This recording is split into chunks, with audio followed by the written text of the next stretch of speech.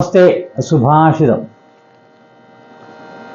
ധർമ്മേണ ഹന്യതേ വ്യാധിർ ഹന്യതേ Y തഥാഗ്രഹാഃ ധർമ്മേണ ഹന്യതേ ശത്രുർ യതോ ധർമ്മസ്ഥതോ ജയഃ. ധർമാചരണത്തിലൂടെ, ധർമ്മം ആചരിക്കുന്നതിലൂടെ ഏത് രോഗവും മാറിക്കിട്ടും. ഗ്രഹദോഷങ്ങളൊക്കെ ധർമ്മമാർഗം കൊണ്ട് ഇല്ലാതാകും. ധർമ്മത്തെ മുറുകെ പിടിച്ചാൽ ഒരു ശത്രു പോലും നമുക്കുണ്ടാവില്ല.